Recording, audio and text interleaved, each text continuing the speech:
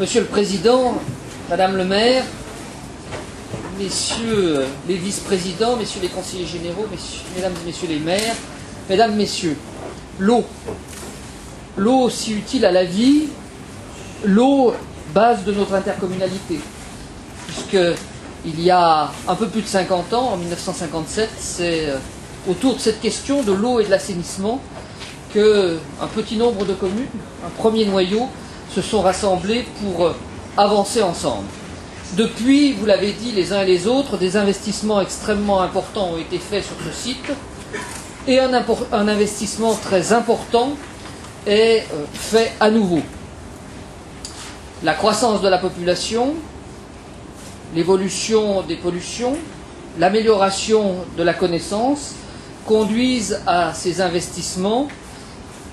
À la différence des deux exemples que vous avez cités, Monsieur le maire, Monsieur le Président, pardon, l'usine d'incinération et le phare, qui sont d'abord à l'intention de nos populations, cet investissement va être utile principalement à ceux qui sont à l'aval, puisque c'est la qualité du rejet dans le milieu naturel qui va se trouver améliorée par ces nouvelles technologies auxquelles l'eau usée de l'agglomération va être soumise.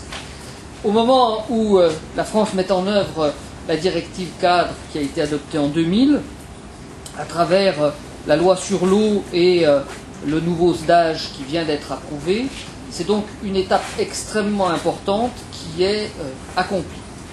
Cette étape, nous devons la faire, et je rejoins ce que disait le vice-président chargé de l'eau, nous devons la faire très bien, mais nous devons aussi la faire très vite, puisque la France est actuellement sous le joug d'une condamnation, d'une nouvelle condamnation devant la Cour européenne de justice, et que Chambéry fait malheureusement partie des sites qui figurent sur la liste, puisque nous sommes un petit peu en retard pour conduire ces travaux. Il faut donc impérativement que les travaux soient conduits dans les échéances qui ont été fixées, sans quoi nous serions pénalisés.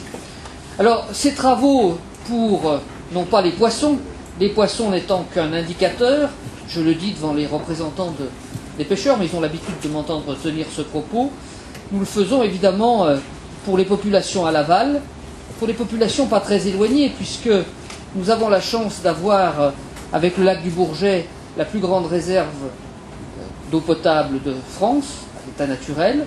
L'agglomération sœur, dont je salue le représentant, M. Carr, prélève dans le lac du Bourget une partie de l'eau qui est nécessaire à son alimentation. Et par la galerie de l'Épine, qui a été ouverte il y a maintenant 30 ans, c'est tous ceux qui sont alimentés par les nappes du Rhône, les nappes adjacentes du Rhône, notamment celles de Lyon, qui vont trouver un bénéfice à notre installation. Nous avons aussi à faire face à des contraintes nouvelles. Ces contraintes nouvelles, j'ai fait mention tout à l'heure au produit de la recherche. Elles nous montrent que le passé laisse dans nos milieux naturels des séquelles lourdes. Je pense évidemment au PCB, dont les dernières analyses montrent qu'ils sont en quantité non négligeable dans une rivière qu'est la Lesse, par exemple.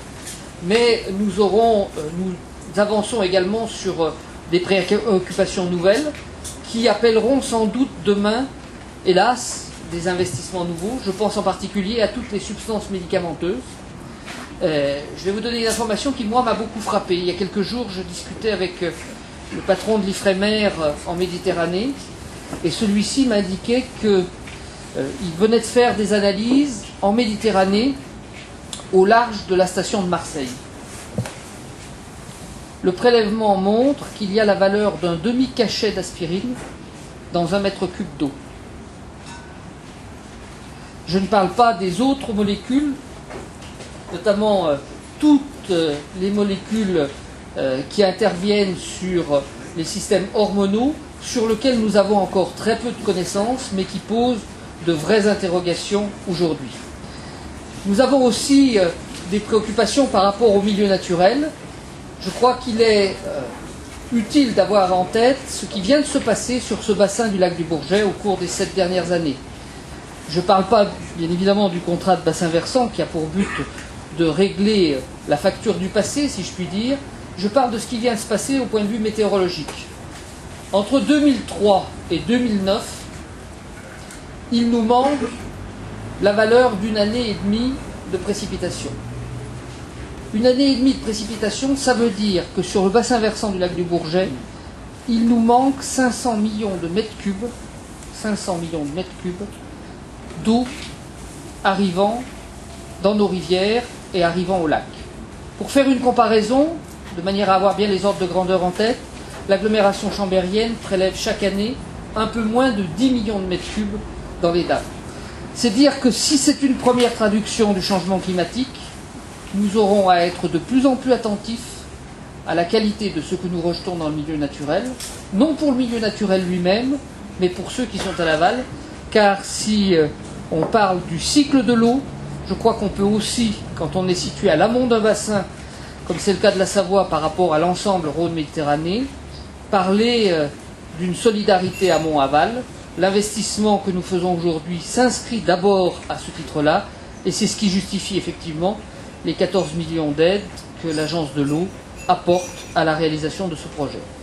L'Agence de l'eau l'apporte en confiance parce que l'agence sait que le système eau de l'agglomération chambérienne est bien géré, et je le dis devant le président de Chambéry Métropole, devant le vice-président en charge de l'eau et l'assainissement, je crois que vous pouvez être réellement fiers de l'équipe du service des eaux et de l'assainissement de l'agglomération, dont le savoir-faire est reconnu bien au-delà de notre périmètre et qui est pour nous tous un immense gage de sécurité. Merci à chacune et à chacun d'entre eux. Merci à vous tous d'avoir écouté.